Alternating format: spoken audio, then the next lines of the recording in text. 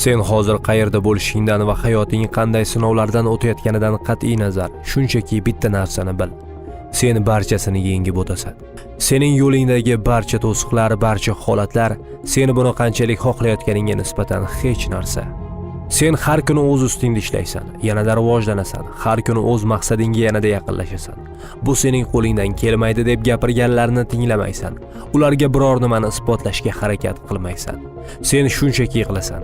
Sen shunchaki qilish kerak bo'lganini qilasan. Buni o'zing uchun va oilang uchun qilasan. Qalbing tubida bilasan, sen yo'lingda uchraydigan barcha qiyinchiliklardan kuchlisan. Qalbing tubida bilasan, seni qo'lingdan keladi. Men ham senga buni aytaman.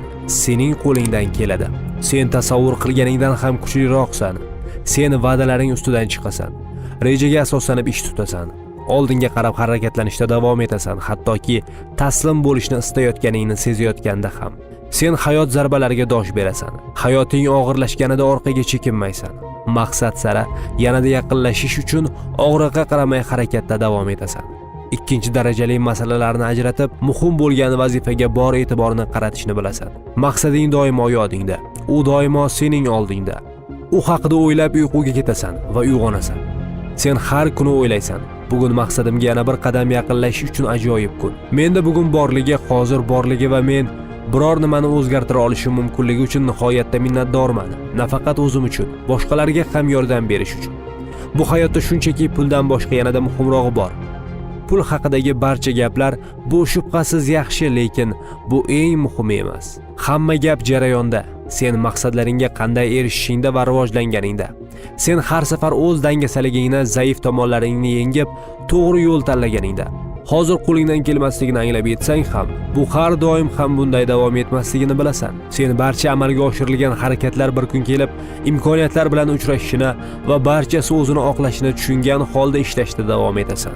Sen bunga tayyorlanib, buning ustida ishlab, o'z mahoratingni takomillashtirish davomida hissa qilib qo'shgan barchasi, sarflangan barcha cheksiz soatlar hammasi o'z natijasini beradi. Natija sen o'ylagandan ham a'lo bo'ladi. Sen shuni bilasanki, sen bunga arziysan, sen bunga loyiqsan, sen barchasini yengib o'tasan. Agarda sen ushbu videoni ko'rayotgan bo'lsang, sening chekinishga majbur qilgan ko'plab muammolaring yig'ilib qolgan bo'lsa kerak.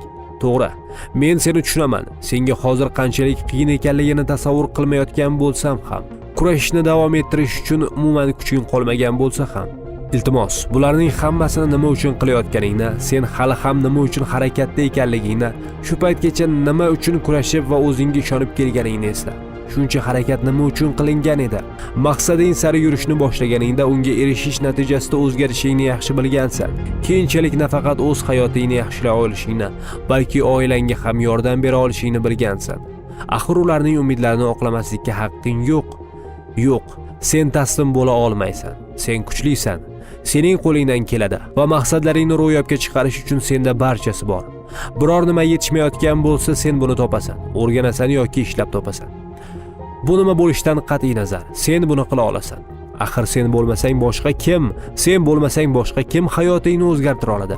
Sen bo'lmasang kim o'zini rivojlantirib, o'z ota-onasiga yordam bera oladi? Sen bo'lmasang kim boshqalar uchun namuna bo'lib, buning imkoni borligini ko'rsata oladi? Ularni kim ilhomlantiradi? Faqat o'z og'rig'ing haqida o'ylashni bas qil. Hozir sodir bo'layotganlar haqida o'ylashni bas qil. Tushun, bu vaqtincha. Hozirda musibatli bo'lib tuyulgan sharoit o'tib ketadi. Senda hozir bor muammolarni hal qilasan va yanada barkamol bo'lasan. Kurashish jarayonida sen barchasini yengasan. Istiqbolni o'ylab ish tutishni boshla. Shuni bilginki, sen har kuni qilayotgan harakatingning barchasi ahamiyatga ega. Bir lahzalik irodasizlik va xohishlaring maqsadlaringni puchga chiqarishiga yo'l qo'yma. Bundan ustun bo'l. Sen o'z xatti-harakatlaringni nazorat qilishga va har safar o'z injiqliklaring ketidan ergashib ketmaslikka qodirsan. Tushun, sen aqlingni boshqarasan va o'zing qaror qabul qilasan.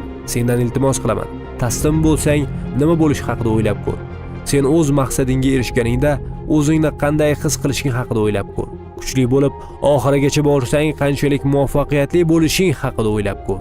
Hattoki eng dadil maqsadlaringga erishgan paytda ham bil, bu hali boshlanishi. Bu sen aslida qila oladigan ishlarning bir qismi. O'z ustingda ishla, maqsadingga sodiq bo'l va har kuni tartib-intizomga rioya qil. Men bilaman, sen istaganingga erisha olasan va sen g'olib chiqasan. Bilaman, ba'zan xuddi Barcha narsa senga qarshiday tuyuladi. Davom etishga boshqa kuching yo'qday. Biror joyga bekinib olib, barchasi o'z iziga tushib ketishini kutging kelishini bilaman. Ammo gapimni eshit. Hech nima o'z-o'zidan o'zgarmaydi. O'zingni qo'lga olishing kerak. Birorta ish sen istaganday amalga oshmayotgan har gal nolishdan to'xtashing kerak. Qo'lingdan keladigan ishga bor diqqatingni jalb qilishing kerak. O'z muammolaringni hal qilish va irodasizligingni yengib o'tish sening burching. Ishon, dunyo senga qarshi emas. Ha, u biroz shafqatsiz, biroq sen nolishni emas, o'z maqsadingga erishish ustida ishlashni tanlasang, dunyo ham borib jilovni bo'shroq qo'yadi. Sen barchasiga erishasan, shunchaki ishlash kerak. To'g'ri, finish chizig'ini ko'rishdan oldin biroz harakat qilishga to'g'ri keladi.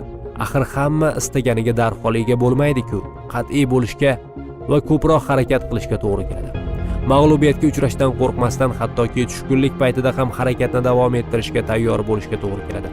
Bilim va usullarni tajribada qo'llashga, o'zingni tarbiyalashga va nimadandir voz kechishni o'rganishga to'g'ri keladi. Bularning barchasi oson emas, lekin buni qilishga arziydi. Mening ortimdan qaytar. Men o'zim borman va men uddasidan chiqaman. Juda yaxshi. Endi esa men aytadigan gaplarni tanangdagi har bir hujayra bilan his et. Men kuchliman va men qodirman. Yo'limdagi barcha qiyinchiliklarni yengib o'ta olaman. Men mag'lubiyatlarga o'zlashtirishim kerak bo'lgan hayot saboqlari singari qarayman. Shunchaki og'ir bo'lganligi sababli orqaga chekinmayman. Men baxtliman, men minnatdorman. Men oldinga qarab intilishni tanlayman. Faqat sendan iltimos qilaman. Bu gaplarni shunchaki tinglama. Ular sening bir qismingga aylansin. Bu mezonlardan tajribada foydalan. Agar barchasi unchalik yaxshi ketmayotgan bo'lsa, shunchaki jarayonga qaytib bor. Men vaqtni rejalashtirish qanchalik muhim ekanligini avval aytgandim. Kalendar yoki yozuvlar daftari yordamida onlayn yoki qo'lda yozilgan holda o'z kuningni rejalashtir. Sen maqsading ustida ishlaydigan aniq vaqt oraliqlarini reja qil. Men bugun ingliz tili bilan shug'ullanaman deb gapirma. Buning o'rniga ma'lum vaqtga fokus sessiyani rejalashtirib qo'y. Masalan, sen uyga soat 19:00 da kelasan. Demak, 20:05 da yoki 20:35 da og'zaki ingliz tili ko'nikmalarini mashq qilasan. IELTS imtihondan tasodifiy birorta mavzuni olasan. Javobini diktofonga yozasan va keyin uni tahlil qilasan. Va ushbu 30 daqiqani shunchaki o'tkazmaslik uchun har bir shunday muddatga aniq maqsad qo'y. Aytaylik, 4 ta savolga javob berish va keyin javoblarni ko'rib chiqish. Dam olish kunlariga esa sen 5 tadan sessiyalarni rejalashtirishing mumkin. Masalan, grammatika va so'z boyligingni boyitish kabi. Va har bitta maqsad bilan ana shunday. Uni ma'lum vazifalarga bo'lib tashlaysan va bajarasan. O'z maqsadingga erishishning eng yaxshi yo'li uning atrofida kerakli odatlarni ishlab chiqarish. Bu bajarish va yana bajarish, muntazam ravishda. Agar haqiqatdan ham biror nimaga erishishni istasang, aniq maqsad qo'y, tajriba qil. Sen uchun muhim bo'lgan narsalar uchun kuniga 1 yoki yarim soat vaqt topa olishingga ishonchim komil. O'zingni qo'lga olish vaqti keldi. Reja qil va bajar. Matnni Jasur Rahmon o'qidi. Nurli media mahsuloti. Bizdan uzoqlashmang.